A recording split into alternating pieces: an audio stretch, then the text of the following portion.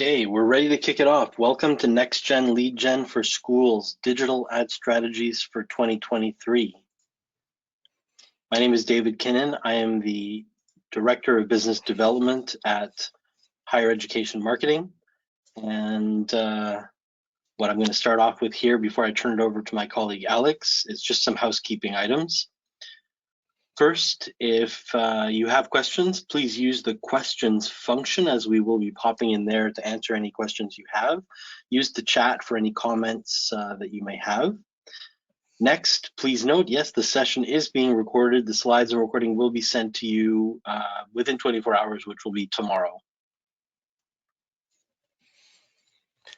And I guess I'll introduce myself too. So I'm Alexander Nachaj. I'm the Director of Paid Ads and Analytics over here at HEM. All right, so our agenda today, the first thing we're going to tackle is the new reality of digital, what you need to know maybe before you start thinking about how you are going to generate leads and follow up with those leads. We're going to tackle understanding your students' digital journeys now in 2023, and then we'll dive into specific lead gen tips with examples for 2023. We're going to start here with a poll. So as we launch the poll, we're going to ask you, how many touch points do students see or prospects see before they convert to an enrolled student? What do you think? And we'll give you a moment to pop your answers in there. And if you're not sure what touch point means in this case, that's also fine to go not sure. As we will elucidate.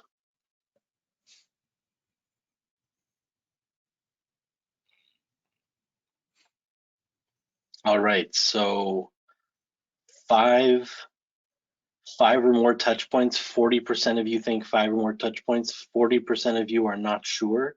20% 3 to 4 touch points. So yeah.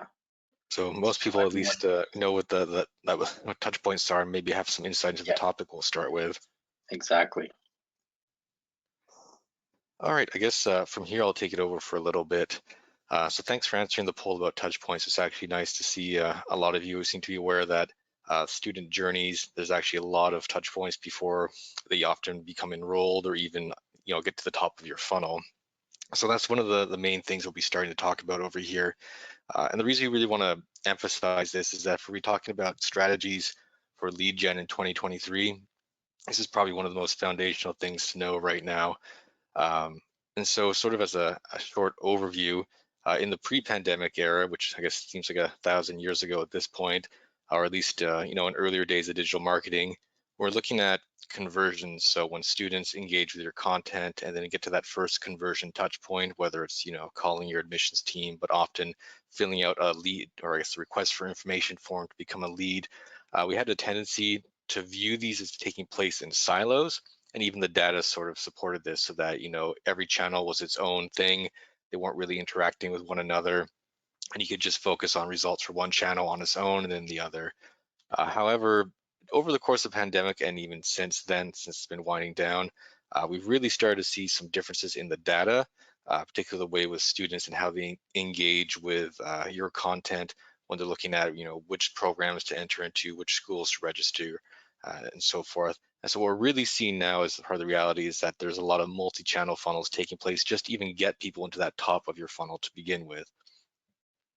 And so in this sort of the quick graphic we have here, the top kind of illustrates like the classic way of both thinking about it from a lot of marketers' perspectives, and what a lot of the data showed is that, if a student wants to register for, say, an MBA program, they're going to just pop out their phone, probably type one Google search, see your ad at the top of the Google search results, fill in your form, and they're off to the races.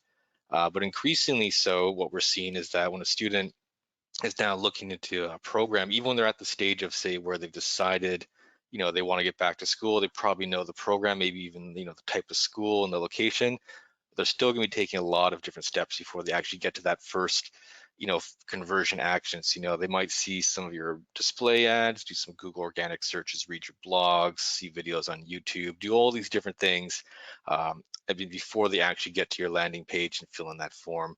And so the journey from them, even just getting into your funnel, has become a lot more complex. and a lot more steps are involved. That's not to say that the top never happens. We still see, a lot of people in our data where they, see an ad once, they click it, boom, they become a lead, and then, a couple weeks later, those guys are now admitted to a school.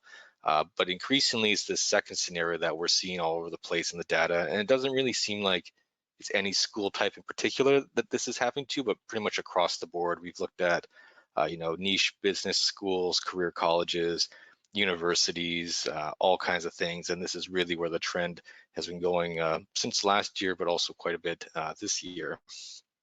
And so just in terms of that second example I gave about all these touch points. And so when we talk about touch points, basically what this means is a different way in which, or a different area or spot or place or medium or channel in which a student engaged with some of your content along their journey.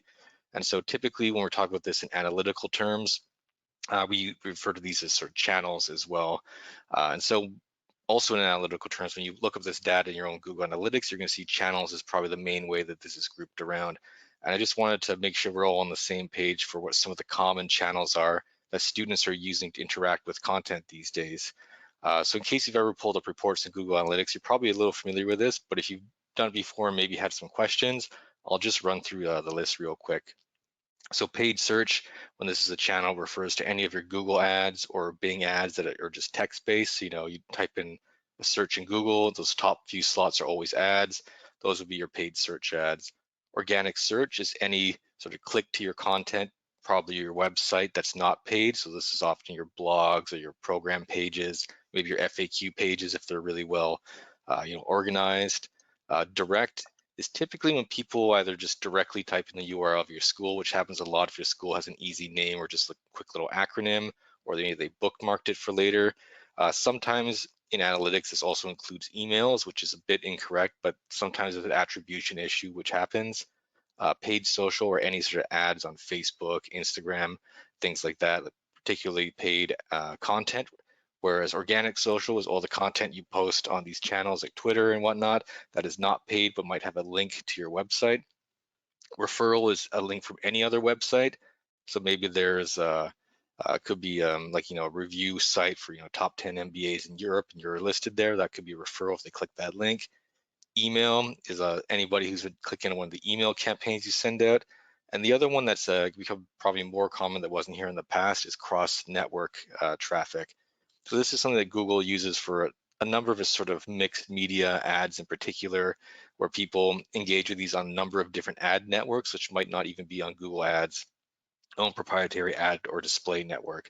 So I'm not sure if everybody knows, but there's other competitors to Google Ads out there that have their own sort of display ads and things like that. So it could be somebody that clicked from one of these or it's a different program coming onto your content.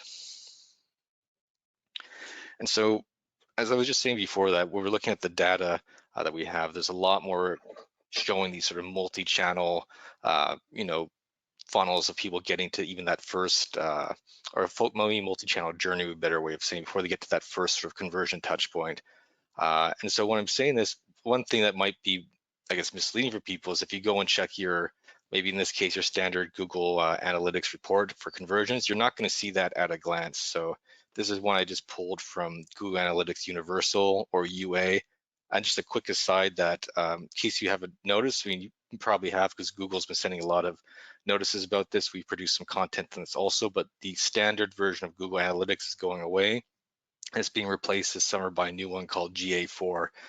So in this slideshow, we're actually going to have a bit of slides about the older UA and the newer GA4, just because I think a lot of schools are still in the transition period between the two and might not have the exact same reports. So that's why we might double up a few things here and there just to show you where these are on the different platforms. But so in the classic UA, when you go here and you check, basically your conversion report and your goals, which are typically your conversion actions, you're going to see something like this where it looks, again, this sort of siloed approach of how things are. We have organic, here's your organic, leads in this case, here's your paid Google leads and so forth. And you don't really see any of this stuff that we're talking about. And the reason for this is it nested a little bit deeper inside your data and some different reports that not a lot of people seem to be that familiar with. So we'll dive into them a little bit more closely so you can see in the case of your own school, what's going on with these things that we're talking about.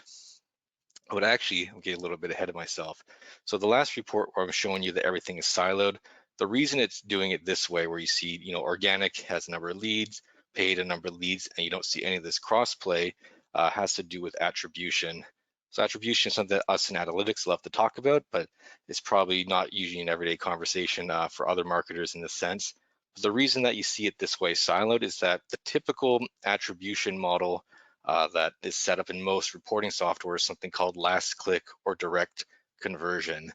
And so what this does is that anytime a user has multiple touch points along the way, it only counts the very final one. So if the last thing along a student's journey to become a lead is to click on a paid ad or to do an organic search, that's the only thing you're going to see in that data.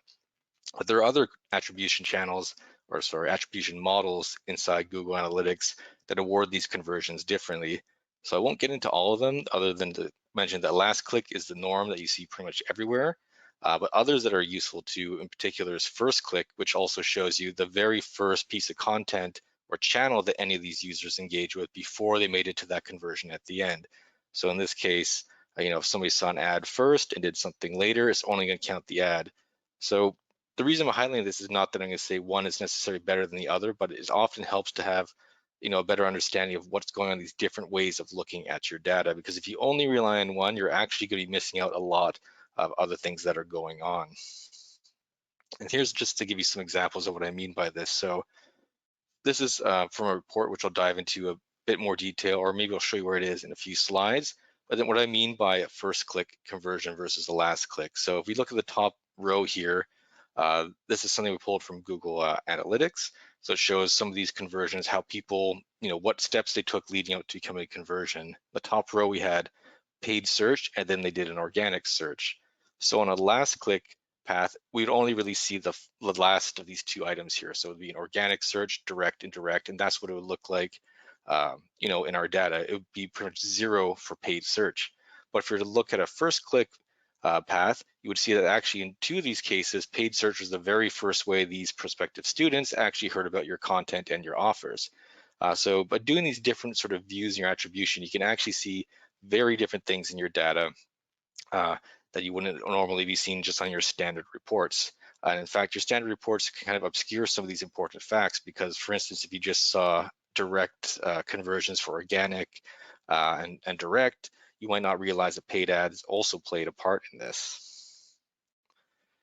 And another reason why this is important, looking at the bigger picture, is that if you dive deeper in your data, you're going to start seeing things like this that get a whole lot more complicated. And in fact, the examples I pulled here are even sort of not the most crazy ones we've seen. I think we saw at one point somebody had 50 touch points for one of the clients we were looking at before they finally signed up the form. So obviously they went through a lot of different channels to get there. And so just in some of these examples, in the top one, somebody engaged with 2 different paid ads, came to the site directly, saw another paid ad, and then came back 3 more times before they actually made it to that first conversion action. Under here also, we engaged with paid ads twice.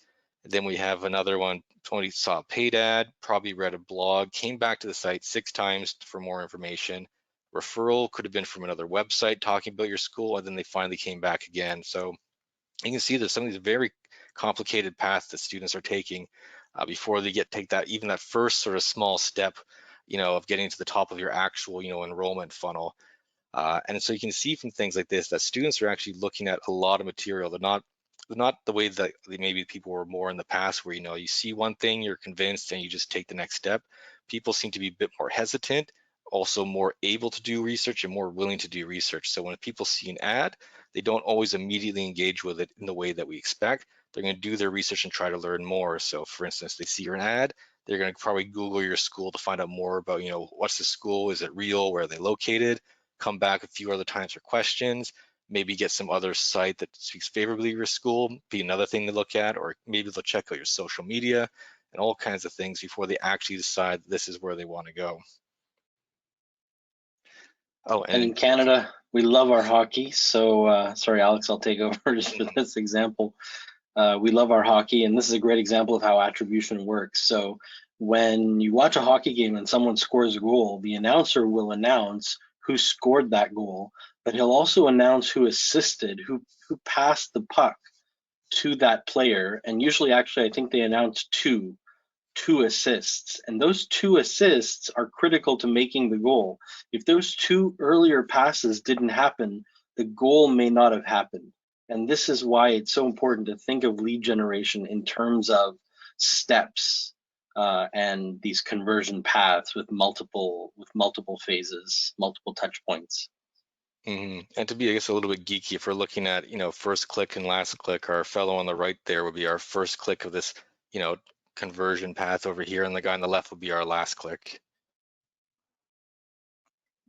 So how do you go about finding this in your own data? So there's a couple of reports, as I mentioned, that are really useful for this. The first ones I'll just quickly show through here in Google Analytics UA or Universal, which is the standard older version of analytics. So under your conversions reports, typically we all often go to goals or maybe e-commerce if we have, an e-com side to our school. But the third one down here under multi-channel funnels is really where sort of the gold is for this.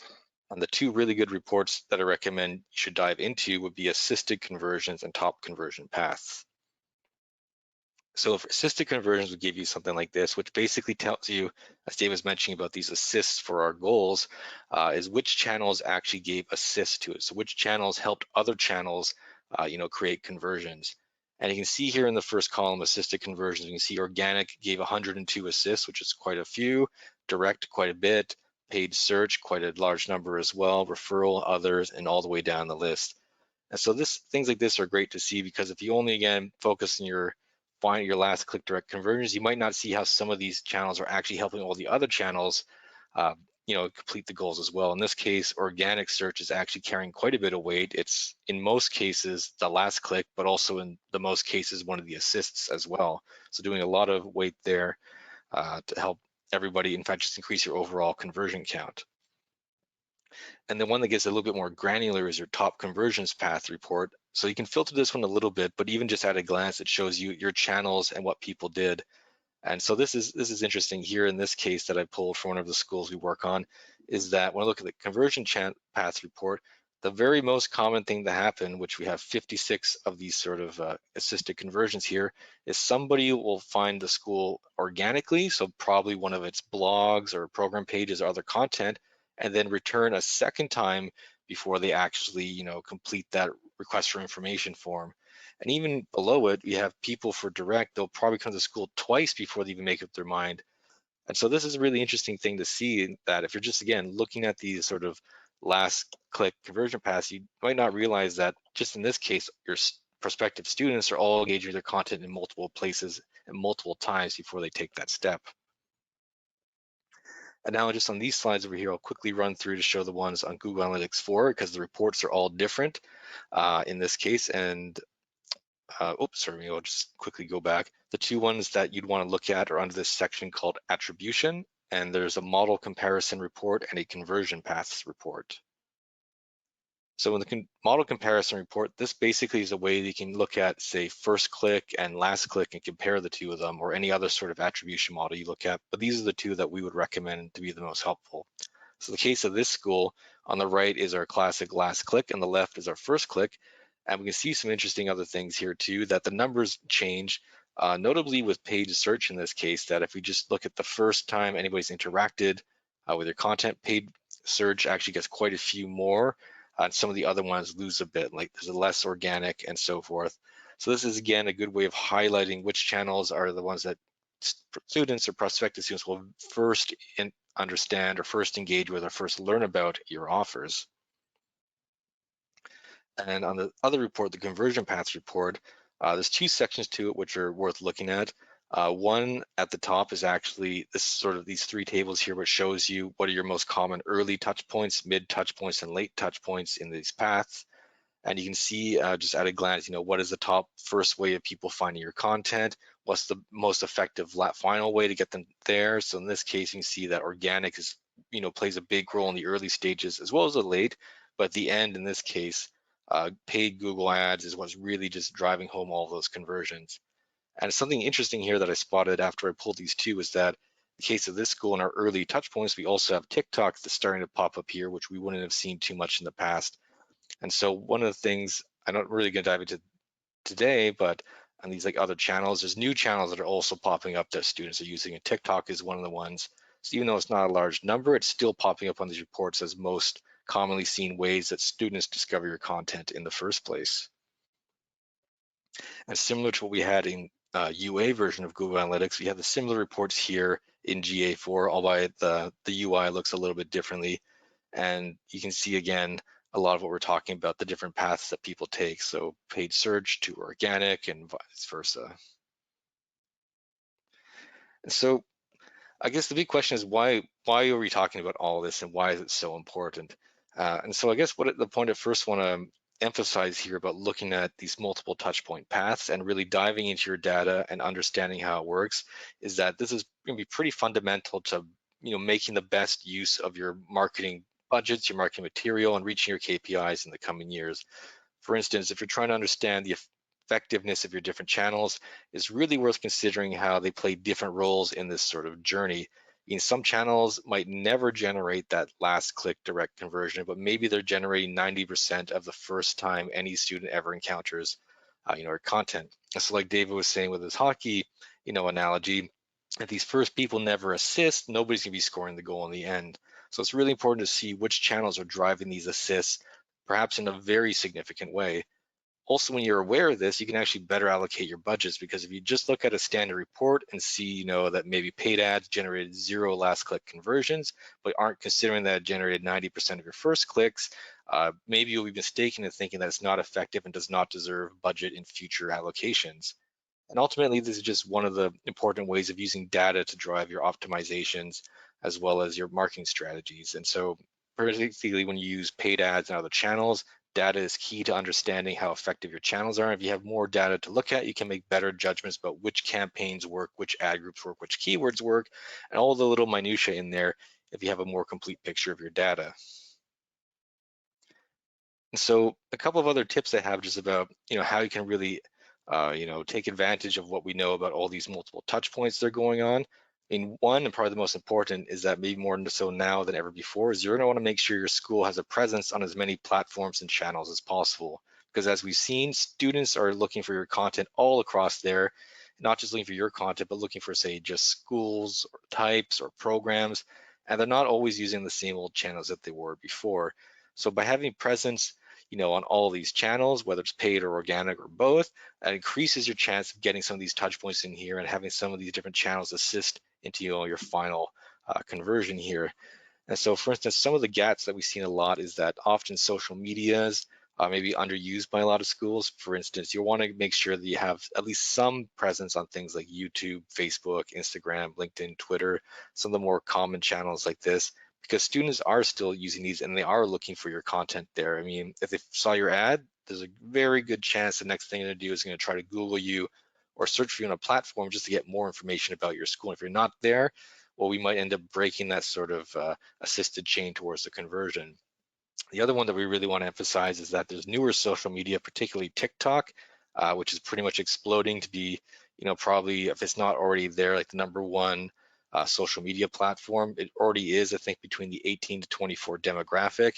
And what we're seeing even in the data with schools that are on TikTok is that TikTok is playing a really important part in that early part of the student's journey, where a lot of students, the first time they even hear about a school or its offers or even do their own research, happens a lot on TikTok. And there's some anecdotal evidence we have that some students are even not doing so many Google searches the way we would traditionally do, but doing TikTok searches to do their primary, first way of doing research on schools. And I guess the other thing you also want to make sure is that your site for organic is actually optimized and up to speed, particularly with a blog, because these are really easy wins of getting some traffic. Good, great blog content can stay online for years and just keep delivering traffic to your site and get some of those early touch points in. And if your blog's well optimized for conversions, it could also be that last click in this case. The other thing we're also suggesting based on data we've seen is that you should not underestimate cross-channel remarketing. So as we see students are jumping from platform to platform to platform, we could always make it a little bit easier for them. So say they discovered you on a Google organic search or Google paid ad, there's a good chance to look for you on, say, Facebook, but why not just put together a campaign that actually specifically targets them?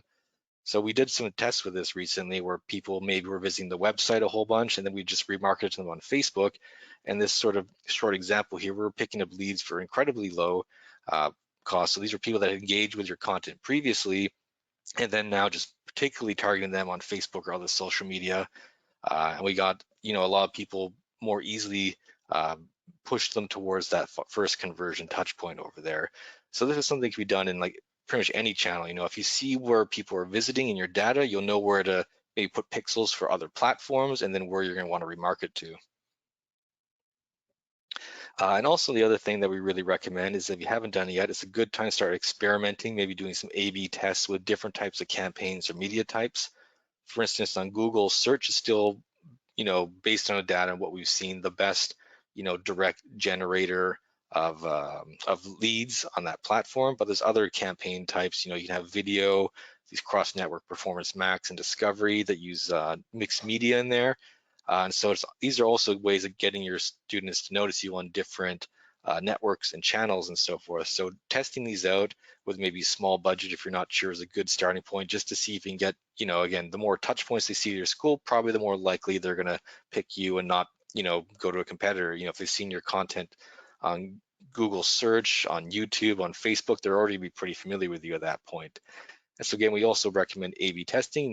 Don't just put everything you have on video until you know what it actually does and so forth. And from there, I think I'll be passing it back over to David to pick up on a few more points. Yep, but we'll start with our next poll. Do you have a documented content strategy for each stage of the enrollment funnel?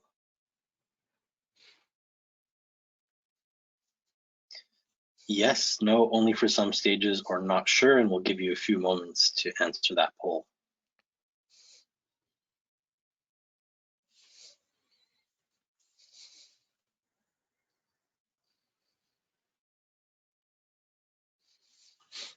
Okay, we can, still some votes coming in. Okay, we can close the poll.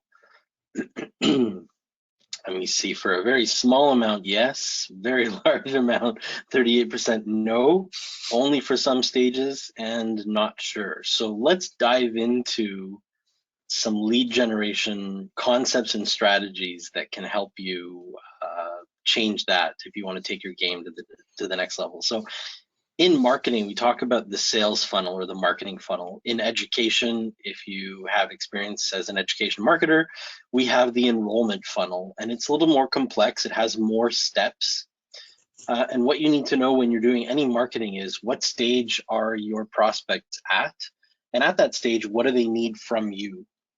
At the very top, it's typical. Yeah, just go back for a second. Right. Yeah, at the very top. Jump the gun. No problem, no problem. At the very top, it's typical to think of us having prospects, but at the very top, we actually have users and suspects. They only become prospects once they take a certain action that identifies them as a prospect or a lead. And so this comes to one of the major mistakes that education marketers make. Okay, you can go to the next slide. So we can simplify talking about the funnel. We can simplify those stages, and this is often done in marketing where we talk about the top, the middle, and the bottom of the funnel. One of the big mistakes that, one of the big mistakes that marketers make in education is that they have middle of the funnel content, like a brochure, sign up for our brochure, sign up to download our brochure, sign up for an information session on X program, sign up for an open house or attend an open house. Those are middle of the funnel offers. They're not great lead generation offers. You can definitely generate leads with them, but if you look at the funnel graphic on the right, you're going to be generating a smaller amount of potential leads that you then move through your funnel. What we want to do to be excellent at lead generation and education is really be at the top of the funnel.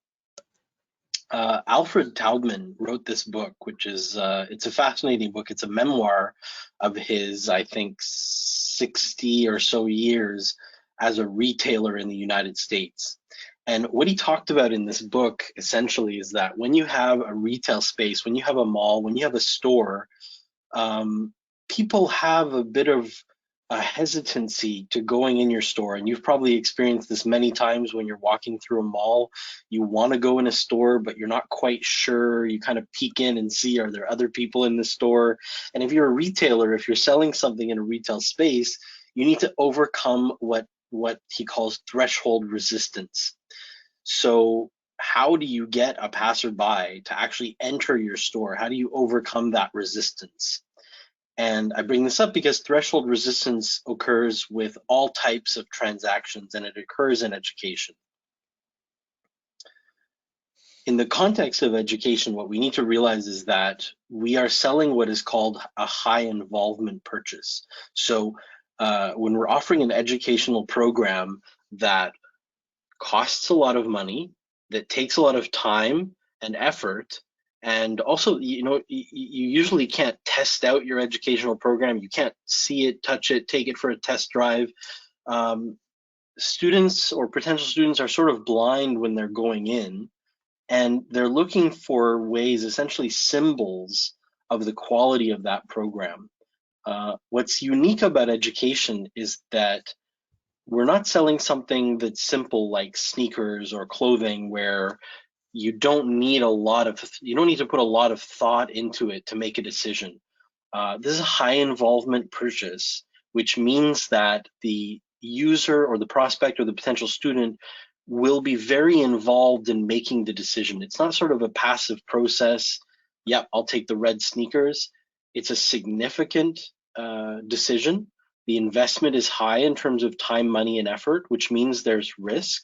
And prospects will engage in what is called extensive problem solving, in which they'll go through all of the stages of the decision-making process, trying to get information, compare alternatives, make sure they're making the right choice. And so this goes back to that student journey. We're seeing multiple touch points and not just one touch point, which would be in simple problem solving, the one action. So when it comes to a high involvement purchase, what we need to do is we need to find ways to reduce or remove that threshold resistance. And we can do this by lead generation at the top of the funnel. What we want to do in education is create what's called a lead magnet. So this is a low threshold offer, something that is very easy to say yes to. It's very alluring, easy to say yes to, and will get you a large amount of broad reach at the top of the funnel, so that many prospective students will give you their information and say, this is something I'm interested in. Really what we're doing is we're kind of creating what we could think of as bait that our potential students want. And when they sign up for that quote unquote bait, that offer, they're really raising their hand and they're saying, yes, I'm interested. I give you permission to market to me. So I've said those lead magnets have broad appeal. You want your lead magnet to be intriguing. I want to put sexy here. Really, you want something that's an irresistible offer, that when that potential student sees that offer, it's a no-brainer. They've got to do it.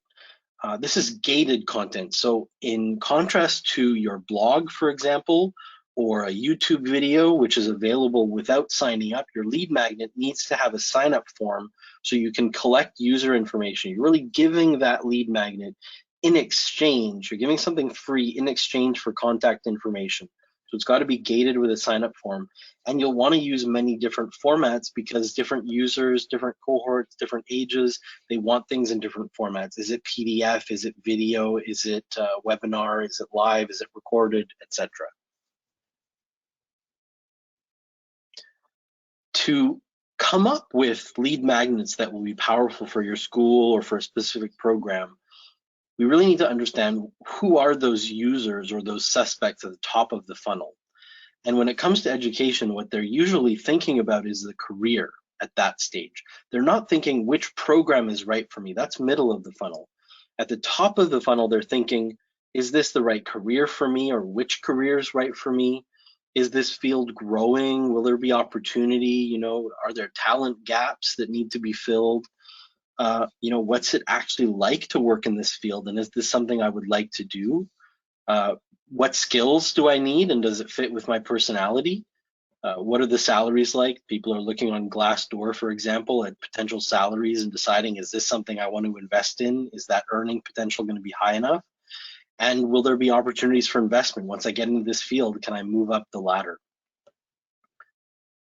Now, if we translate those ideas into different types of lead generation magnets, a great example that I rarely see schools doing is a career guide. So if you've got a program in cybersecurity, it's sort of a new field, it's an emerging field and a growing field. You might want to have a career guide that a potential student can download and find out about that career and get their questions answered.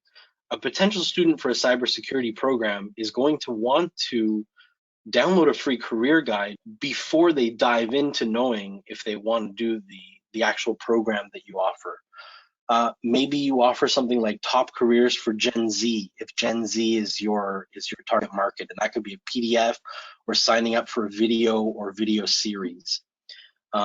For schools who attract a lot of newcomers to the country, newcomers to Canada, or newcomers to the US, or wherever you may be, a webinar on launching your career as a newcomer to the country could be a great attractor for that audience, because people move halfway across the world. You know, a lot of refugees come to a new country, or immigrants come to a new country, and it's a challenge setting up a career. So if your school has programs that can answer that, then offering a webinar like that could generate a lot of leads. For those who want to understand what is involved in a career, you can offer a day in the life of, let's say, a day in the life of a welder, or a day in the life of a cloud computing practitioner. And that could be, once again, it could be in a written interview in a PDF, it could be a webinar, it could be a presentation that's pre-recorded, but you've got to have that sign-up form. And then another one that's great for education is a quiz. People love quizzes. Quizzes are fun. Quizzes can be simple and easy. So you can offer a quiz. Is this the right career for you, for example? Or do you have the skills to be a web developer, for example? And here's some examples. Simply Learn creates career guides. They've got a cloud computing career guide, which you have to sign up for. And on the next slide, I believe they also have a cybersecurity career guide.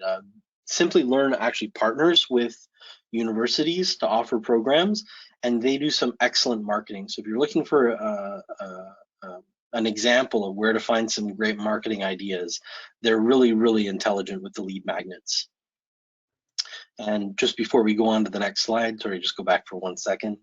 What they'll do, once you sign up for the cybersecurity career guide, you get that career guide, and then you'll get an email sequence with information, maybe highlighting information from the career guide, asking you if you've read it, asking if you have any questions. And that email flow will then sequence into talking about the actual program itself. In the career guide itself, of course, if 90% is information that's free, you can dedicate an entire page to that program that links to that career guide. And also, when someone downloads, if you ask for a phone number, you can give them a call, ask them what questions they have on the career, and introduce the program. The McGill School of Continuing Studies does a lot of topical webinars.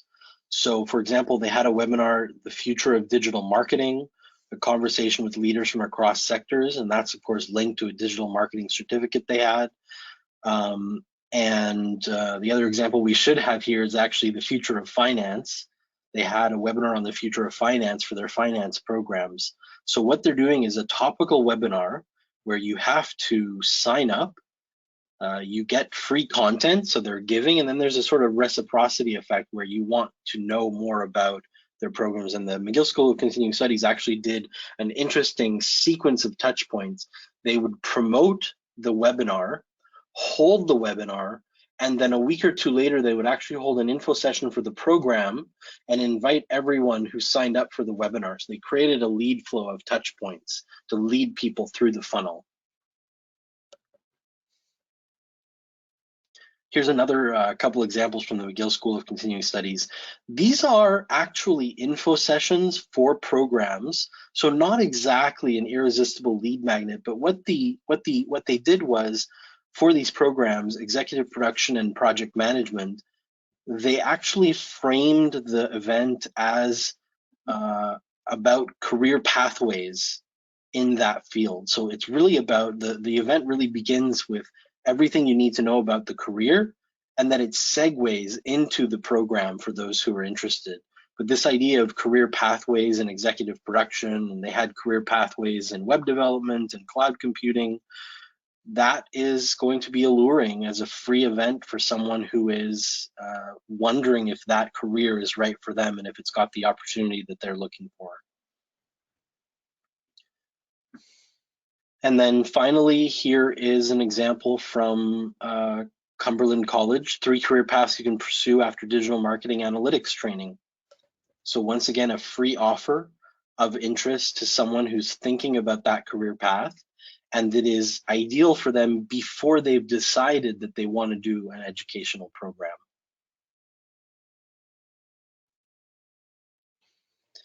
Another example here was an info kit on which trade is right for you from Orleans Technical College. So this is a quiz, and you can actually see the quiz there. You can see the questions, and in order to get your answers, you have to fill out the free info kit with your name, email, and telephone so they can follow up with you. So now, before we finish up here, I would love to throw it over to you and ask you, pop in the chat, having seen this, what ideas do you have for lead generation magnets? Let's see if we can get some ideas in the chat. What would you do for a lead generation magnet, having seen these examples? Who's daring among you to give us some ideas in the chat?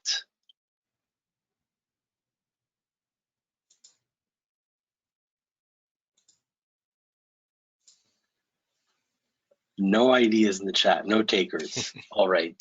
So before we move on to questions, I want to let everyone here know that if you are a college, a university, a K-12, or an agency, we offer a free digital assessment that allows you to see what you're doing well in digital and where you might need some improvement, opportunities for improvement. So you can request that at hem.agency/assessment. And now if you have any questions, please pop them in the questions. Look, we got some, so we got a free trial in as an answer to my question for lead generation magnets. Absolutely. If you can give a free trial of your course, that's a great lead generation magnet. It's a little bit lower down in the funnel than the topical ones I discussed, but it's absolutely a great idea because it lets someone test things out. And any other questions? We've got a question, what about for K-12 schools? So for K-12 schools, that's a great question. What lead generation magnets would you create? Well, the way you're going to find that answer is you need to understand the parents of those students that you're trying to attract, and what is the information that they want? What are they thinking? What are they asking? What are they wondering? And you're going to do that with a persona. So you need a persona that outlines your target audience's goals, objectives, motivations, their fears, their concerns, the questions they're asking. Perhaps one example could be, is our school right for your child? And you have a quiz. Another example could be, what does something, in the idea of the career guide for K-12, what does a private school, if you're private, what does a private K-12 help a student achieve, and make it about the student's achievements? But it's really going to come from that persona. Okay, I've got another question here, which I'm just going to review. Absolutely. Someone suggested a future of work report with salary companies. Absolutely.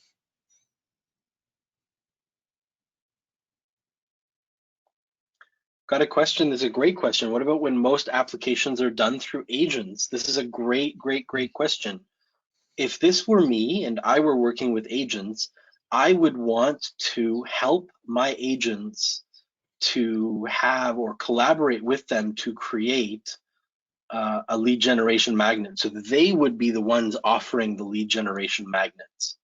So that's one way, is to help them create a lead generation magnet or create it for them.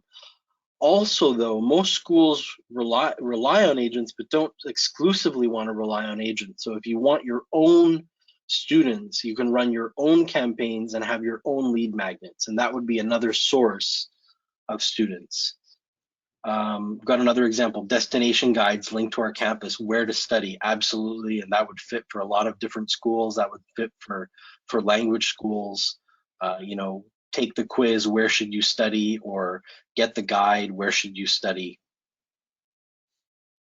Excellent, thank you.